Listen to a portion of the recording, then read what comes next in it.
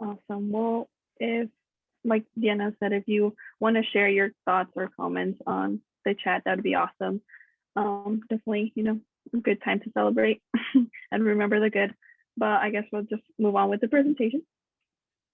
So for the presentation overview, we have general requirements. We're going to go over just basic general graduation requirements, what in residence means, if you did not know what that means, major requirements, concentration requirements, minor requirements, certificate, graduation GPA, degree process audit, which I'm hoping everyone is pretty familiar with by now. And then we have graduation contract, intent to graduate, commencement, and finishing touches. So to begin, we have the general requirements, which is, as we all know, is a minimum of 120 credits. 42 of those credits have to be upper division. So that's the 300, 400 level. And with the 30 out of those 42 must be in residence at CSU. And in residence means any authorized CSU course recorded at CSU credit on transcript. So that's pretty much any on-campus class that you took. And it can also, the exception can be like pre-approved upper division credits earned through study abroad or domestic exchange programs. So let's say you went to Spain and you were taking Spanish classes, then that would count for your CSU credits and transcripts. Is there any questions with that? No? Okay. Next up, we have major requirements. You must complete the requirements of a major. So specifically, I'm pretty sure everyone might have a different major for like each other. So I'm pretty sure each major has different classes that you have to take. But with that, you'll have to do the all university curriculum. So that's like your English, your science, and all those fun classes that you take when you're pretty much a freshman or distributed throughout your courses, your years at CSU. If you have more than one major, you also must complete those requirements within that major to get, both of the majors. And then a minimum of 27 semester credits constituents of a major. So pretty much like each semester you're taking like 15 or 14 credits, and within like that span of the year you took like 30 semester credits. Does that make sense?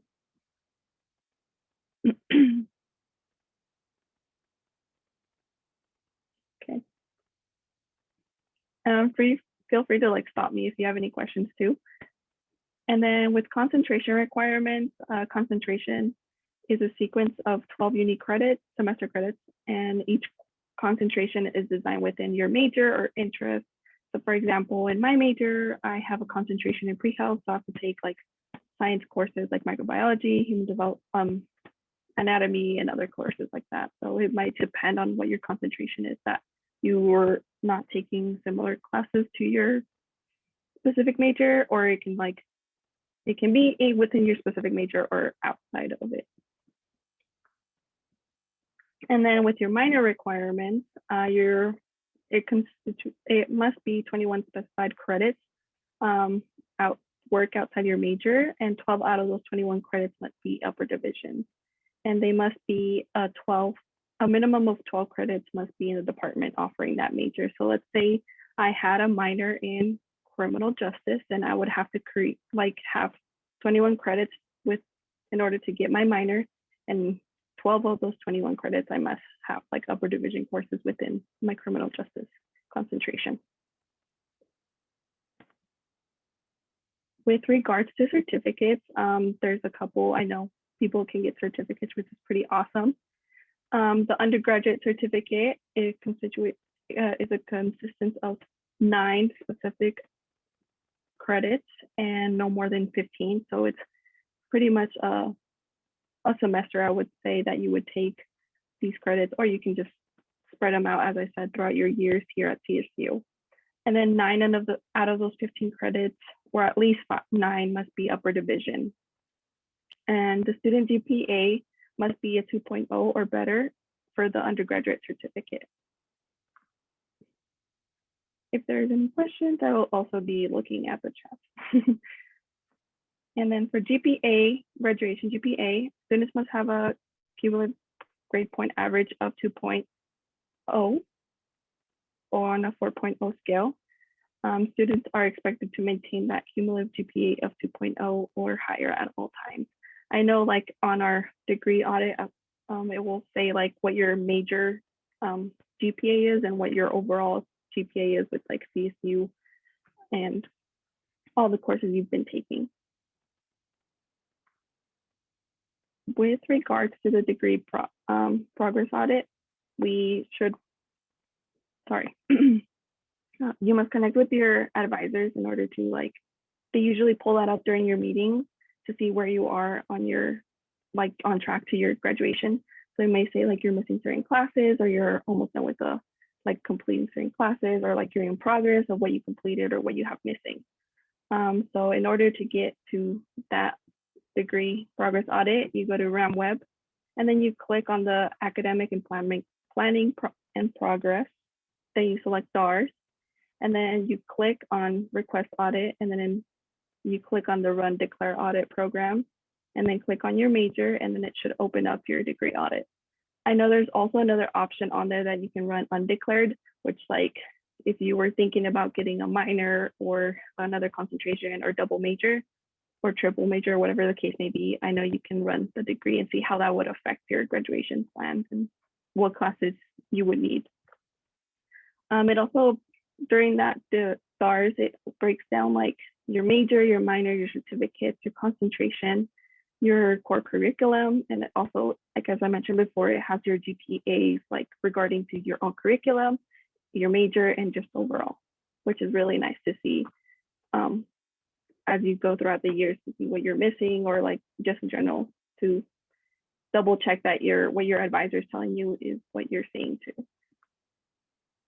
Next up, we have your graduation contract. Jacqueline, real quick, I just want to check in with folks for the DARS report. Has anyone here like not utilized DARS, or can people share a little bit about their experience with DARS or like that they understand DARS on RamWeb? I'm pretty familiar with it.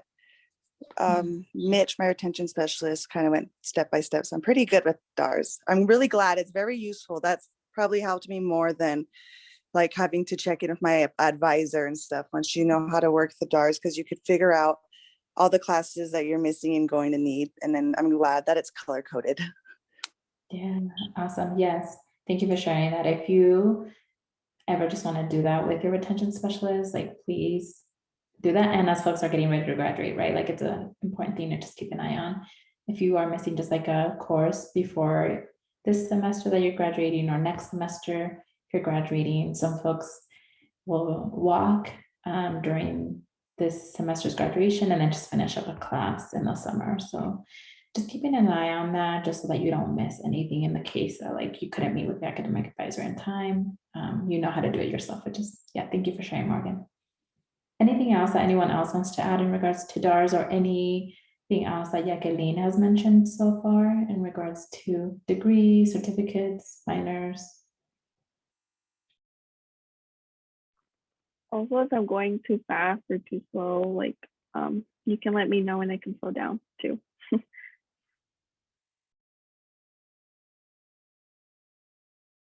Awesome. Well, as I mentioned, your graduation contract. So if you're a senior by now or graduating or whatever the case may be, once you reach that graduation point and you are on track to graduate and you're in the last semester, you will receive a graduation contract. And this will usually come from your advisor. And in that contract, it will just say that what your remaining credits are, the name of your courses, and then your final requirements and any important graduation information that you need to know.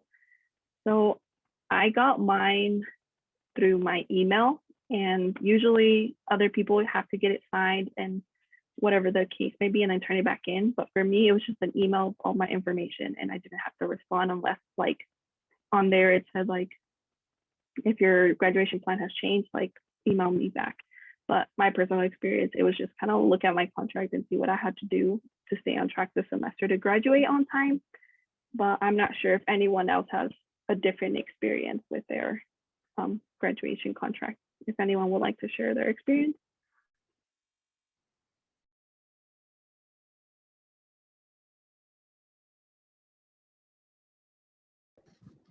I just had a question. When do these, when are these sent out to the Yeah, students? my same question too.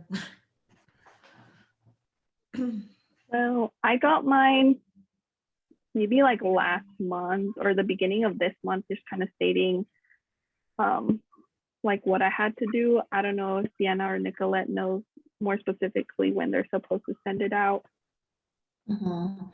Yeah, so I mean, I know that in the next slide, you're going to talk about the intent to graduate. So if you have the intent to graduate up to date, stating when you're graduating, so if you're doing it this semester, you should get something at the beginning of the semester from your advisor, like an email. And if, I think it comes in different ways, like sometimes advisors will just send that out as like a mass email. Sometimes it's individual emails. And so our folks who are in this space, you are saying that you haven't gotten any emails or your academic advisor this semester. I know on RamWeb, like I, at the beginning of the semester, I confirmed the intent to graduate. And I think my advisor maybe said that she hasn't done the contract yet, because with the DARS thing, my advisor for my minor said to like check at like the top of it to say that it says clear for graduation or something. And it hadn't said that yet, but then yeah, she said, so I guess, yeah, I'll be looking for an email then. I don't know, but I did the intent to graduate through RamWeb. That's all I know. Yeah, I would just follow up with your academic advisors for folks who are like still reading on that or aren't sure of like what that's supposed to look like. If you haven't seen anything, I would just check in. It comes from your department, typically in an email. So it's not something that you typically find on REM. Nicolette, do you want to share if you had a similar experience in your undergrad? Yeah, I'm trying to remember it. I think it came from my advisor, but it was pretty delayed because requirements were changing for engineering. So definitely reach out to your advisor and just ask what their plan is for sending out the graduation contract, because it's really just dependent on where the department is and where the advisor is. Mm-hmm. And this is just to ensure that the proper information is being delivered to students from their department in regards to like what are their last requirements. So like everyone else has said here, like please reach out to your academic advisor and just check your emails if you've gotten anything from them recently. Yeah, you should, and just keep an eye out for any communication. Any other questions for the graduation contract?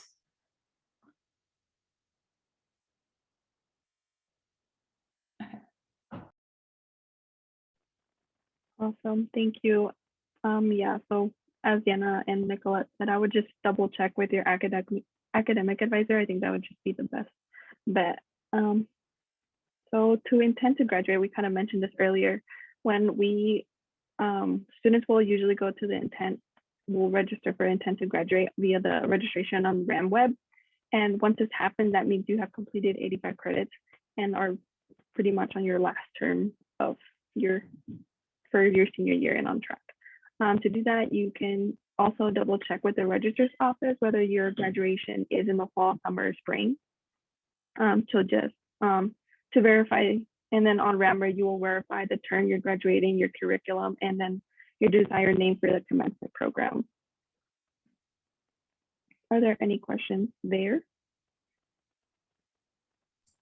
I'll only add that if your graduation term changes from the semester that you intended to graduate, so if you said that you're graduating spring of 21, but now you're going to graduate in the fall of 21, but you already submitted your intent to graduate, the way to change it is just to, like if you can't do it on RamWeb, I can't remember if it lets you do that, unless it just does it when you're registering. You just have to check in with the registrar's office to change that last minute. So if you run into that, even if it's for summer or later on, just check in with the registrar's office.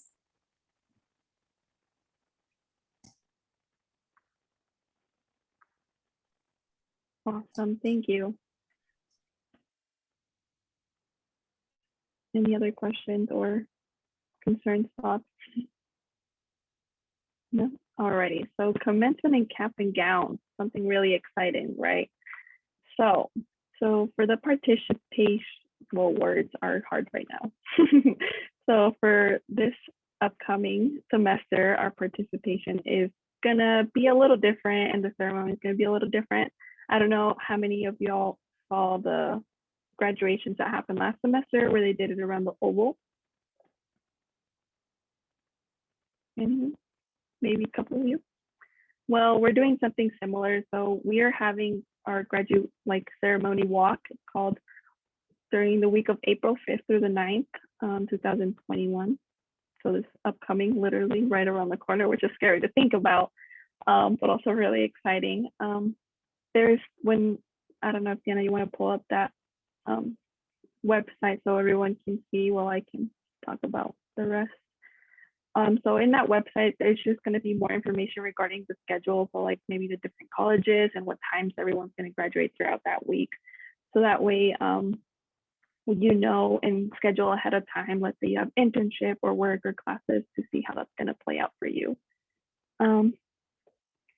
Also with that, the upside to this, I guess, well, the downside, not upside, is that you're only going to be walking by yourself, your family and guests are not allowed, but they are streaming it for people to see outside of it. So that's way everyone's safe. And also the scheduling is taking quite a bit of time just because they're trying to make sure like their social distancing guidelines are going to play.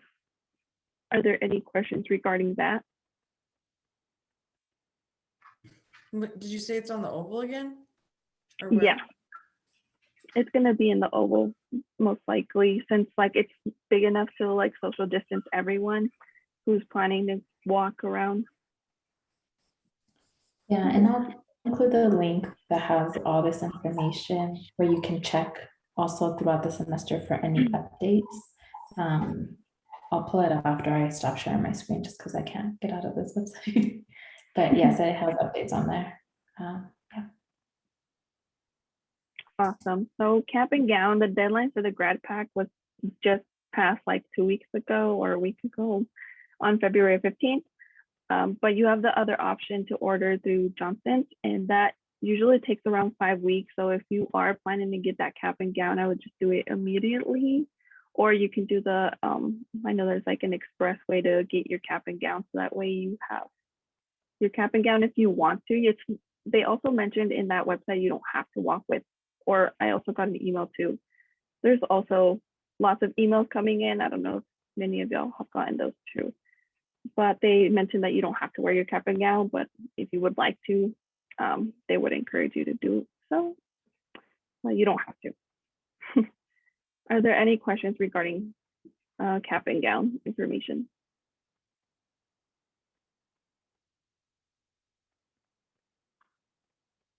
No? Okay. So next up, finishing touches. So as we get closer to the end of the semester and you're planning to either go to grad school or just a different program or just looking for letters of recommendations for work, I would suggest you ask with time, because we know professors sometimes need time to write those letters and have it edited and make sure that you have it in time to turn it into wherever you need. Also, when you do get a letter of recommendation, it's better that you ask someone that knows you really well. So if you're really well connected with a professor, that would be your best bet to like ask for a letter of recommendation, because they've seen you put your like work ethic in class, your engagement, and hopefully like if you've done research or just been in their office hours or TA, they have good words that they can put in your letters and really pretty much sell you to wherever you want to do next. And then after you write that recommendation letter, I would write a thank you note, just because they did take time out of their day to pretty much, I was going to say like hype you up, you know, in your letter of recommendation. So I would definitely do that. And, you know, it's really nice for them to know that you really appreciate their work. Next up, we have your email from the registrar's office. If you are planning to graduate this semester, I know we received an email regarding how your name is going to be printed on your diploma. And if you see that there's something different with it, or it's not what you would like it, I would contact them immediately and have them switch how you want your name written to be in the diploma, how your name should be written on your diploma, or how you would like it to be written. Are there any questions there? Okay. And then next, I would just triple check your financial aid or any fees, pending fees that you have, just that way you are pretty much set and have a little bit less to worry about when you can just, focus on graduating, focus on those letters of recommendation, applying to what you plan to do next, or if you're taking a gap year, just to like pretty much start chilling out with no homework. And also, another tip would be just pretty much keep up with all the emails. I know there's a lot of emails regarding commencement with your advisors or professors. And then the last two things I would say is enjoy the last couple of months we have and finish strong. Like, we're so close to the end. We're literally in March. I don't know where February went, but March is around the corner. We have midterms and finals. So I would say finish strong. And lastly, congratulations, class of 2021. And then next up, we have Nicolette talking a little bit about the AAC graduating input. Thanks. So hi, everybody. You're probably just like, who is this person? So I'll introduce myself first before I dive on in. My name is Nicolette Pierman, pronouns she, her, hers, and I work in the Academic Advancement Center STEM program. So I'm just here today to kind of gauge how you all want to be celebrated, because we won't be doing a virtual celebration like we do each semester. So we typically do the end of the year celebration, and we've done a virtual one for the past 3 semesters, and it's gone okay, but we're trying to be mindful of, y'all are probably burnt out with doing Zoom in general and trying to get the same effect of like genuinity through like a virtual celebration is difficult. And we also got feedback from the first gen award. They did a survey to their students to ask like, how do they want to be celebrated? And all of the responses clearly stated that they do not want any type of virtual celebration. And so we want to respect responses like that and be mindful of, we want to do something to celebrate you and we want it to be what you actually want. So I just wanted to pose the question of how would you like to be celebrated? And we are exploring in-person options too. So feel free to just share what comes to mind for how you want to be celebrated. And I know it says Cliff, like share your input in the Cliff evaluation on here. Ignore that. It's not the Cliff evaluation. It's just the senior seminar evaluation. But yes, you can share here in this space with Nicolette as well. But for folks who are doing the recording.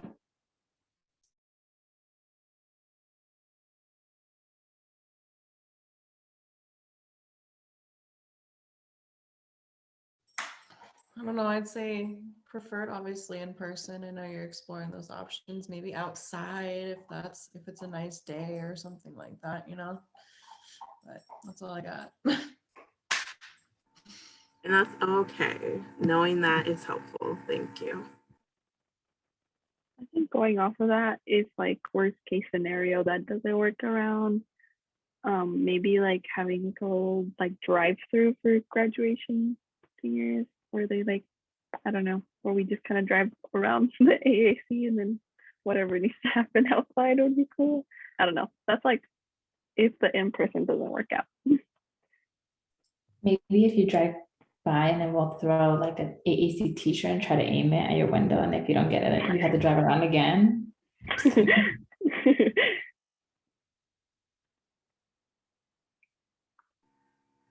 Thank you for sharing.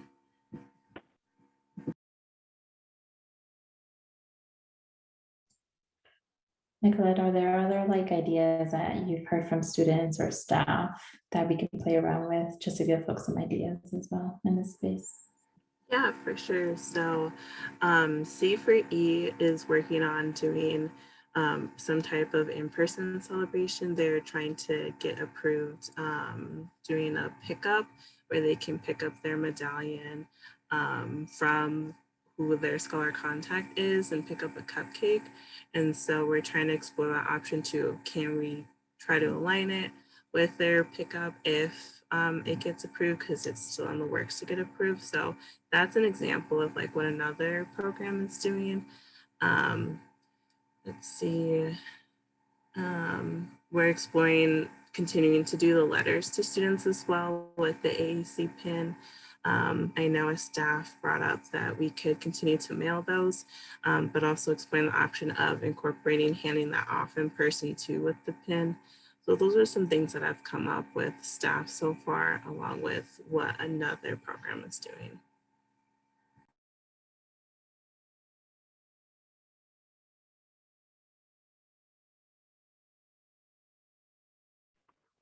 I was thinking like kind of similar to what you said, like kind of picking it up. Like if students were like to walk by and then like get their pin stuff and then keep like walking so other people would go. And then like if there's pictures involved or if you want to take pictures, it's like a little space and then you can just keep going. So that'd be cool. Awesome, thank you.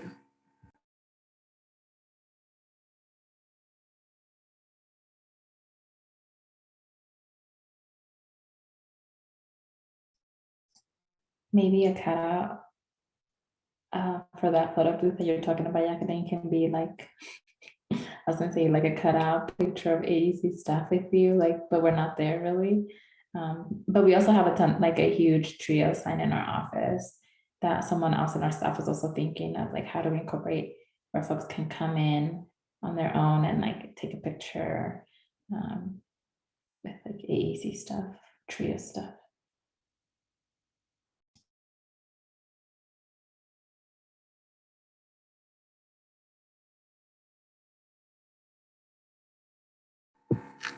Thank you everybody for your ideas. I don't want to take up too much time, but if you think of anything else, feel free to put it in the chat. I'm taking notes on what y'all share, and definitely fill out the post-evaluation, both for classic and STEM. There'll be a little section in there to include how you would like to be celebrated, and you can include anything that comes to mind.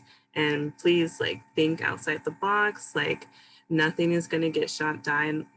It's helping us create a really unique and genuine experience to get celebrated. So thank you for your time, and I'll pass it back to Deanna and Jacqueline. Thank you, Nicolette. I'm going to go ahead.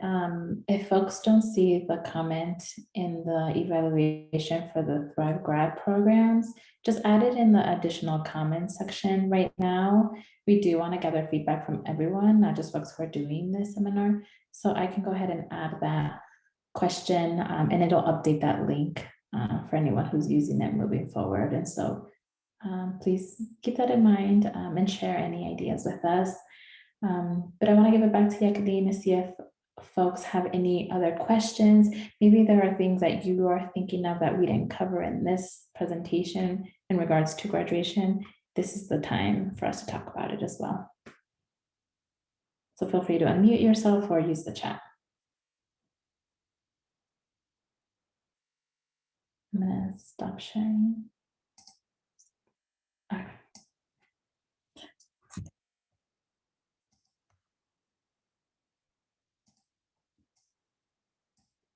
Any other things that folks still have questions about for graduation?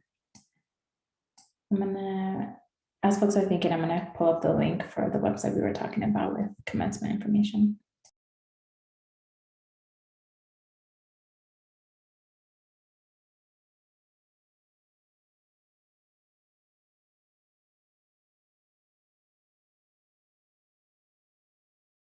Because I'm looking at Jostens because I didn't do the graduation package or whatever. And I think, I mean, is it black or is it like the, I mean, is this, does it like I'm just seeing black gowns, I think, and then like the green, whatever, the little thing that goes over your shoulders. Is there a certain one, or I don't know? When I went on Johnson, it had like the undergraduate packet, and with that one, it gives you like, what's it called? Like 3 different colors, I think. Black, or is it just black and gold? Black is just a traditional black one that students can get, or there's gold for the Latin students who identify as Latin or have Latin backgrounds, that they can choose to wear gold the day of graduation too. So I don't know, I think, does it give you that option to like have that undergraduate and then have the gown? I thought the different colors were in regards to like GPA, like folks who are, what is it called? I can't remember the names, the Latin names. Do you remember, Nicola? Or anyone? It's like cum laudes, those GPA statuses. Black should be for everybody. And then the green and gold is for those that are like in the high percentage of GPAs. Wait, I'm sorry. What? Say that again. I didn't hear the first part. Right. Everybody gets black, and Okay. if you have like, I think a 3.75 and like above, it depends on the college department, then you'll possibly get a green or gold gown. The green and gold gowns are for those that have like top percentage GPAs in their colleges and departments. Okay. Yeah, the green, oh, sorry. No, go for it, Marika. Oh yeah, the green is for like people in the honors program. And then like the gold is more like the like summa cum laude stuff like that. So there's a difference. And I think there's communication that goes out to those folks separately for that. I'm not sure, or if folks just have to do that order themselves through Justin. Yeah, you get an email about that. Okay. Thank you, Marika. I have a quick question. Yeah. You mentioned something about like a medallion. Is that something that we get from being a part of the program, or is that something related to our separate colleges? And is that something that we wear at with our cap and gowns as we walk around the oval? Yeah, great question. So with your participation from the AAC, we do pins that like you can pin on your gown or on a sash that you might have. So through your involvement with other programs or honors programs or things like that, they will let you know what they offer. Sometimes also like the cultural offices, like the back office, El Centro, they will also communicate out if they're doing sessions for students. You don't have to be involved with them, but you are like classified as a student who maybe got emails from them, or you were just getting communication from them. Like students can also just opt in without having been like involved in the way that people think sometimes. So you just have to check in and check your emails for any opportunities that come up of like, hey, we are offering you this sash or this medallion or this pin because you were involved in this. And I would say also just ask if you're not sure. Anything that anyone else wants to add in regards to those pieces? Because that's why the AAC is thinking of like, how do we want to distribute those? And yes, you do wear them at graduation. So if you're doing the oval walk, commencement ceremony walk, you can wear whatever you receive, whatever you like, even if you make it yourself, like it's something that like you can make it your style. I know people decorate their caps, things like that. For you guys, when would we pick those up or get them distributed? Yeah, that's what we're trying to figure out, what is the best way to do it and incorporate a part of our celebration. So it's still yet to be determined, but it'll be clearly communicated ahead of time to you, so you have time to get it. Okay, thank you.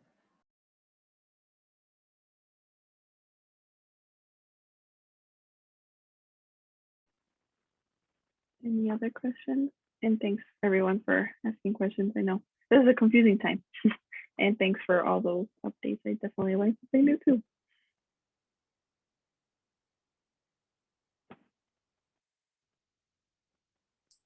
Yeah, we'll hang out here if anyone has like more questions, if you are feeling okay. We're gonna put this on our website as a recording, and so just make sure to do that post-evaluation. I'm updating right now the evaluations for both programs to include that question. So just keep an eye on it. I'll go ahead and add it here, and it should be updated with that link that you have here in like a minute or two. So just give me a second on that. And also just check in with your retention specialist if you have more questions, and check on the chat here. I put the link for the commencement information. Sometimes if things change, that website gets updated pretty frequently. So you want to keep an eye on that, especially if there's any like, it's going to sound weird, like in May, if there are any weather conditions that might impact the commencement in the oval, since it's going to be outdoors. So keep an eye on that, and all the emails that Jacqueline was referring to from like your department, advisor, and faculty, and even our program. So I'm going to go ahead and stop recording.